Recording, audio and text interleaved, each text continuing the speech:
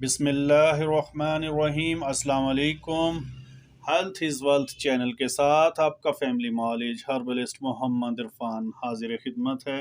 محترم ناظرین، آج ہمارا موضوع جلدی مرض مانکی پاکس کے حوالے سے ہے۔ 1972 میں ساؤتھ افریقہ میں پہلی مرتبہ چند بندروں میں یہ بیماری مانکی پاکس دیکھی گئی اور اس کے بعد اس کے شواہد انسانوں میں ملنا بھی شروع ہوئے۔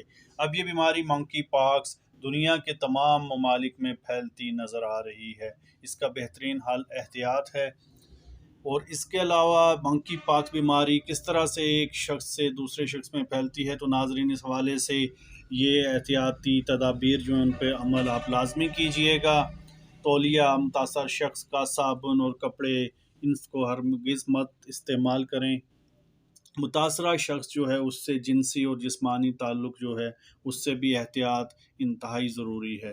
اس وقت تک تحقیقات میں جو بات سامنے آئی ہے اس میں یہ دیکھا گیا ہے کہ یہ مرض ایک متاثرہ شخص سے عام شخص میں پھیل سکتا ہے، اور اس سے بچاؤ کا جو بہترین راستہ اس وقت موجود ہے وہ صرف اور صرف احتیاطی تدابیر ہیں۔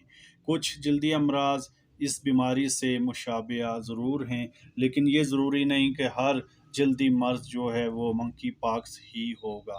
اس لیے آپ کسی بھی جلدی مرض کی تشخیص کے لیے کسی کوالیفائڈ طبیب، حکیم یا ڈاکٹر سے رجوع کریں۔ نان کوالیفائڈ افراد اس کو شاید منکی پاکس سمجھیں گے، لیکن ہر بیماری منکی پاکس نہیں ہوتی۔